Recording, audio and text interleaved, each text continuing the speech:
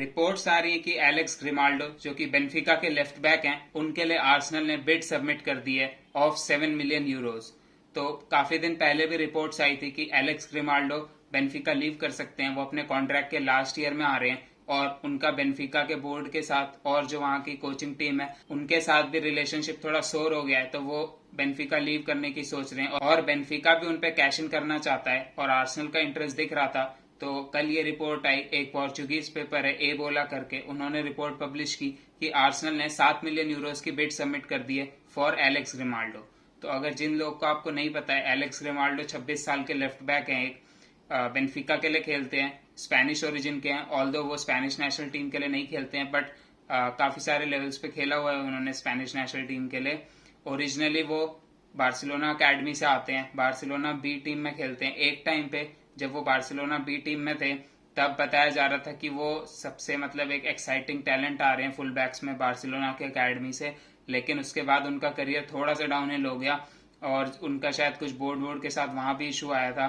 तो ये एक शायद एक लाइक रेड फ्लैग हो सकता है कि अगर उनका बार बार बोर्ड और मैनेजमेंट के साथ इशू आ रहा है। तो सपोजिटली आर्सेनल ने एक बिड सबमिट कर दी है किएरन टियर्नी की इंजरीज की वजह से, और नूनो टवारेस पे शायद अभी मैनेजमेंट और कोच उतना ट्रस्ट कर नहीं पा रहे हैं। तो इसीलिए आर्सेनल एक थोड़ा एक्सपीरियंस प्लेयर लाना चाहती है उस पोजीशन में। तो एलेक्स ग्रिमाल्डो जैसे 26 साल के हैं, काफी साल से खेलते आ रहे हैं, उनका बेनफिका में अच्छा सीजन गया था, 5 गोल 5 असिस्ट थे इस बार लीगा नॉस में। तो मेरे ख्याल से एक डिसेंट बैकअप साइनिंग होगी। बट किएरन टियर्नी की इंजरी की वजह से हमें पता है कि वो बैकअप साइनिंग नहीं होगी, सिर्फ आधे मैच तो खेलने पड़ ही जाएंगे जैसा स्टैट्स बताते हैं। तो देखना रहेगा क्या आर्सेनल इसको फाइनलाइज करती है। पोर्चुगीज सोर्स से तो अभी उतनी कोई कंफर्मेशन आई नहीं है किसी भी रिलायबल जर्नलिस्ट से, बट अभी अगर किसी पेपर में छपा है तो हम तो उसी बात को मानेंगे। आगे बढ़ने से पहले अगर आपने इस वीडियो को लाइक नहीं किया है तो लाइक कर दीजिए और चैनल को भी सब्सक्राइब कर दीजिएगा फॉर मोर सच कंटेंट। और आप कमेंट्स में भी बता सकते हैं कि what I can do better to make this video more entertaining for you. आगे बढ़े तो अभी आर्सेनल के अराउंड जो मेन टारगेट की न्यूज चल रही है वो है लूकस पकेटा की। तो लूकस पकेटा लियोन के मिडफील्डर हैं, ब्राजील नेशनल टीम में भी रेगुलर स्टार्ट करते हैं और खेलते हैं। 24 साल के ही हैं, लेफ्ट फुटेड हैं, जैसे कि आर्सेनल के अभी ज्यादातर टारगेट लेफ्ट फुटेड ही आ रहे हैं। तो बताया जा रहा है कि आर्सेनल उनको टारगेट कर रही है और अभी मेन आर्सेनल के टारगेट वो बन चुके हैं for the central midfield role.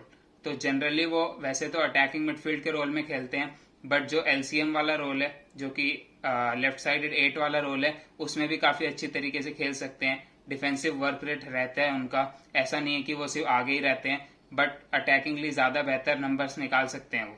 तो देखना रहेगा क्या आर्सेनल इस डील को कंप्लीट कर पाती है, बिकॉज जो रिपोर्ट्स आ रही हैं उसके अकॉर्डिंग लियोन को 65 मिलियन यूरोज चाहिए लूकस पकेटा के लिए। तो हुसम ओआर वाली डील का तो हम सबको पता ही होगा कि आर्सेनल 2 बार नहीं 3 बार तक उनके पास गई थी, 50 मिलियन तक ऑफर किए थे, तब भी नहीं बेचा था लियोन ने।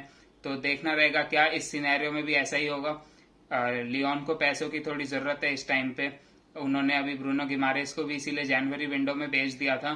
और अगर कोई टीम उनके लिए ऑफर नहीं डालती है और अगर लूकस पकेटा खुद पुश करते हैं for a move to Arsenal, तो डेफिनेटली आर्सेनल वहां पे प्राइस कम करा सकती है।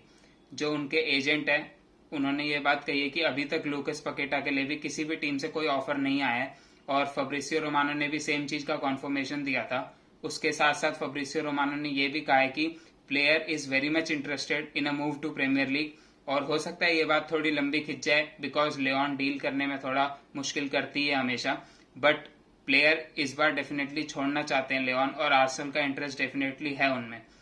एक और क्लब जिसका इंटरेस्ट बताया जा रहा था लूकस पकेटा में वो न्यूकासल यूनाइटेड है, बट अब ये न्यूज आ रही है कि न्यूकासल मूसा डियाबी की तरफ बढ़ रही है। डेफिनेटली दोनों बिल्कुल अलग अलग टाइप के प्लेयर हैं, बट अगर न्यूकासल मूसा डियाबी पे 50-60 मिलियन खर्च कर देती है तो वो लूकस पकेटा के लिए बिड नहीं कर पाएगी और उतना पैसा नहीं खर्च कर पाएगी। तो उससे ये फायदा होगा आर्सेनल को कि जो लियोन के ओनर जो अभी ये चीज की कोशिश कर रहे हैं कि काफी सारे क्लब्स उनके लिए बिड करें लूकस पकेटा के लिए जिससे प्राइस बढ़ जाए, वो नहीं होगा। और मेरे को अभी तक जितने भी आर्सेनल के ट्रांसफर देख रहा हूं मैं इस विंडो में, आर्सेनल जब भी देखती है कि प्राइस बहुत ज्यादा बढ़ने वाला है, ओवर द ऑड्स जाने वाला है, आर्सेनल वहां से हट जाती है। और मेरे ख्याल से एक स्मार्ट चीज भी, आप ओवर पे नहीं करना चाहेंगे, मतलब आप थोड़ा ज्यादा पे कर सकते हैं कुछ क्वालिटी प्लेयर्स के लिए, बट आप ओवर पे नहीं करेंगे बिकॉज हमने पास्ट में देखा है कि वो कैसे बाइट करता है हमें। तो देखना रहेगा लूकस पकेटा वाली डील क्या आर्सेनल कंप्लीट कर पाती है और क्या जल्दी कंप्लीट कर पाती है, बिकॉज आने वाले वेनेसडे को आर्सेनल की टीम यूएस टूर के लिए जा रही है, तो हो सकता है आर्सेनल चाहे कि एक प्लेयर एटलीस्ट उससे पहले ले आए वापस। प्लेयर लाने की बात करें तो आज आर्सेनल के प्लेयर सारे लौट चुके हैं जो भी इंटरनेशनल ड्यूटीज पे गए थे, इंक्लूडिंग मार्टिन ओडेगार्ड, ग्रैनिट जाका, बुकायो साका, विलियम सालीबा और एरन रैमसडेल, और भी काफी सारे प्लेयर्स हैं जो आज रिटर्न कर चुके हैं। थॉमस पार्टी भी रिटर्न कर चुके हैं, अभी भी उनकी सिचुएशन अनक्लियर है, बट वो आज ट्रेनिंग पर तो आए हैं, तो देखना रहेगा वहां पे वो सिचुएशन कैसे डेवलप करती है। साथ साथ एक और इंटरेस्टिंग न्यूज जो अभी ये आ रही है कि हो सकता है विलियम सालीबा एक नया कॉन्ट्रैक्ट साइन करने वाले हो, बिकॉज उनके एजेंट भी लंदन कॉलोनी में आए हैं और वो इंस्टाग्राम पे स्टोरीज डाल रहे हैं कॉन्ट्रैक्ट साइनिंग रूम की और आर्सेनल के बैच की। तो देखना रहेगा, काफी इंटरेस्टिंग चीज होगी अगर विलियम सालीबा न्यू डील साइन करते हैं। मुझे तो नहीं लग रहा था कि वो एक नई डील आते ही साइन करेंगे, बिकॉज इतने टाइम से उन्होंने आर्सेनल के लिए खेला नहीं है, इतने टाइम से क्या एक भी मैच नहीं खेला आर्सेनल के लिए, बट 2 साल से तो वो लोन पर ही थे। तो आते ही अगर नई डील साइन कर लेंगे तो एक मेजर बूस्ट मिलेगा, क्योंकि आप प्लेयर्स को अपने 2 साल बचे हैं तब ऐसे खिलाना नहीं चाहोगे, फिर अगले साल वो इजीली एक मूव के लिए पुश कर सकते हैं और आपको पैसे भी नहीं मिलेंगे। तो देखना रहेगा अगर विलियम सालीबा एक कॉन्ट्रैक्ट साइन कर लेते हैं और बुकायो साका एक कॉन्ट्रैक्ट साइन कर लेते हैं तो काफी बढ़िया बात होगी। और एक और न्यूज जो निकल के आ रही है वो ये है कि मार्टिन ओडेगार्ड को कैप्टन अनाउंस किया जा सकता है। तो अभी जैसे अलेक्जेंडर लैकाजेट और ओबामेयांग दोनों जा चुके हैं, तो अब आर्सेनल फाइनली इस सीजन एक नया कैप्टन अनाउंस करेगी। बताया जा रहा है कि हो सकता है एक तरीके का कैप्टनशिप पूल हो, जिसमें मतलब कैप्टनसी जनरली रोटेट हो, अगर एक प्लेयर ना खेल रहा हो तो वो कैप्टनशिप पूल में जो प्लेयर्स के नाम आ रहे हैं वो है, मेन तो मार्टिन ओडेगार्ड का नाम है जिन्होंने लास्ट सीजन भी काफी मैचेस में कैप्टनसी संभाली थी, उसके साथ साथ किएरन टिर्नी जो काफी बार कैप्टन रहे हैं आर्सेनल के, जब अगर कोई प्लेयर सब्स्टिट्यूट होके जाता है कैप्टन। उसके साथ साथ एरन रैमसडेल एक नया नाम निकल के आ रहा है। जैसे हमने देखा है कि एरन रैमसडेल कितने वोकल रहते हैं और कितने एक्साइटेड रहते हैं हमेशा पिच पे, तो डेफिनेटली उनका नाम भी आना समझ आता है। तो देखना रहेगा किसको मिलेगी कैप्टेंसी। मेरे अकॉर्डिंग तो मार्टिन ओडेगार्ड को ही मिलेगी और मिलनी भी चाहिए। हमने देखा है कि वो किस तरीके से टीम को गाइड करते हैं, पुल करते हैं। उनके पास नॉर्वे नेशनल टीम को भी कैप्टन करने का एक्सपीरियंस है, तो वो भी काम आ सकता है। उसके साथ साथ अभी वो यंग कोर ग्रुप में ही है, तो काफी साल तक कैप्टन रह भी सकते हैं हमारे। कैप्टनशिप की ही बात करें तो मैनचेस्टर यूनाइटेड के भी कैप्टन अगले सीजन के लिए कंफर्म हो चुके हैं। तो एरिक टेन हैग ने आज आके ये कंफर्म कर दिया कि Harry Maguire will stay the captain for the next season, और मैनचेस्टर यूनाइटेड के भी जो ट्विटर पेज है उसने अनाउंस कर दिया। तो भाई बहुत सारे फैंस जो मैनचेस्टर यूनाइटेड के चाह रहे थे कि हैरी मैग्वायर को कैप्टनशिप से हटाया जाए, ऐसा नहीं हो रहा है। एरिक टेन हैग भी उन्हें ही कैप्टन रख रहे हैं। रोनाल्डो के बारे में भी एरिक टेन हैग ने ये कहा कि रोनाल्डो को वो बेचना नहीं चाहेंगे और रोनाल्डो के अराउंड उनके प्लान है। तो देखना रहेगा रोनाल्डो वाले केस में क्या होता है। उसके साथ साथ लिसांड्रो मार्टिनेज वाले केस में आईएक्स अभी भी अपना हार्ड बॉल खेल रही है। 50 मिलियन की बिड सबमिट कर दी थी मैनचेस्टर यूनाइटेड ने, जो कि आईएक्स का आस्किंग प्राइस था, बट अब आईएक्स बोल रही है कि हमें और पैसे चाहिए। वो बोल रहे हैं हमें 60 मिलियन चाहिए। बताया जा रहा है कि लिसांड्रो मार्टिनेज अब थोड़े खफा हैं आईएक्स से, वो चाहते हैं कि उन्हें जाने दिया जाए कि अब उनकी आस्किंग प्राइस भी मीट कर दी है मैनचेस्टर यूनाइटेड ने। वो कह रहे हैं आईएक्स बोर्ड को कि आप मैनचेस्टर यूनाइटेड से बात करें और उन्हें जाने दें, because he really wants to play in the Premier League. तो देखना रहेगा क्या आईएक्स लिसांड्रो मार्टिनेज की रिक्वेस्ट को सुनती है या अभी भी वो और पैसे के लिए रुकी रहेगी। रफीनिया फाइनली अब बार्सिलोना की तरफ बढ़ गए हैं। तो एक बार आर्सेनल से लिंक हुए थे, सारे आर्सेनल फैंस को काफी खुशी मिली थी। उसके बाद चेल्सी ने वो डील एक तरीके से हाईजैक कर ली, इस बात की खबरें चल रही थी। और उसके एक दिन बाद ही ये न्यूज आई कि अब बार्सिलोना ने चेल्सी की डील हाईजैक कर ली है। तो अब फाइनली ऐसा लग रहा है कि Raphinha will go to Barcelona. तो बार्सिलोना 72 मिलियन पे करने वाली है फॉर रफीनिया, एक ऐसी सिचुएशन में जहां उनके पास बिल्कुल पैसा नहीं है। They are in financial trouble. वो अपने प्लेयर्स की वेजेस नहीं दे पा रहे हैं, वो अपने प्लेयर्स को रजिस्टर नहीं कर पा रहे हैं। उसमें वो 72 मिलियन का एक एक्स्ट्रा विंगर ला रहे हैं। एक्स्ट्रा मैं इसलिए बोल रहा हूँ क्योंकि उनके पास ऑलरेडी विंगर्स हैं, डेम्बेले हैं, आंसू फाटी हैं, फेरान टोरेस हैं।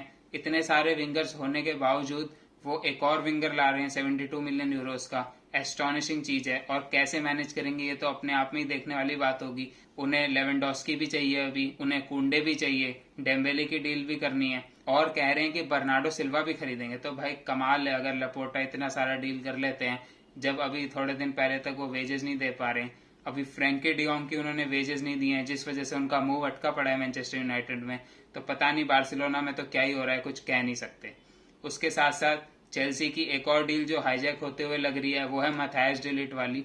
तो मैथायस डिलिट जिनमें चेल्सी काफी इंटरेस्टेड थी, बताया जा रहा था कि थॉमस टुकल के वो डिफेंडर में नंबर 1 टारगेट हैं, बट अब बायर्न उस डील में काफी आगे निकल चुकी है। बताया जा रहा है कि बायर्न ने पर्सनल टर्म्स अग्री कर लिए हैं प्लेयर के साथ। प्लेयर की भी preference is to join Bayern Munich. बताया जा रहा है कि जो बायर्न के डायरेक्टर थे आज वो टूरिन में है जुवेंटस बोर्ड से बात करने के लिए, और एक फी अग्री हो सकती है बहुत जल्दी, और उसके बाद मैथायस डे लिट का बैन वाला मूव कंप्लीट हो सकता है। तो चेल्सी की डील्स एक के बाद एक हाईजैक हो जा रही हैं। देखना रहेगा कि चेल्सी की ट्रांसफर मार्केट कैसे चलती है। मैथायस डे लिट वाली डील तो हाईजैक हो गई, बट चेल्सी एक और सेंटर बैक में इंटरेस्टेड है, वो है नेथन आके फ्रॉम मैनचेस्टर सिटी।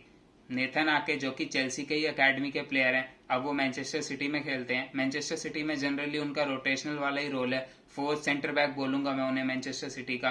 बट बताया जा रहा है कि Manchester city wants 45 to 50 million pounds, और एक तरीके से चेल्सी देने को भी तैयार है। तो हमें मतलब मेरे हिसाब से तो काफी एस्टॉनिशिंग चीज है कि चेल्सी 50 मिलियन दे रही है एक लाइक रोटेशनल प्लेयर के लिए, और जबकि वो बहुत सारे प्लेयर ला सकती है उसके अलावा भी। तो काफी इंटरेस्टिंग चीज है कि नेथन आके के लिए चेल्सी इतना पैसा दे रही है। उसके साथ साथ बताया जा रहा है कि चेल्सी मिलान स्क्रीनियर और कूलीबाली में तो इंटरेस्टेड है ही।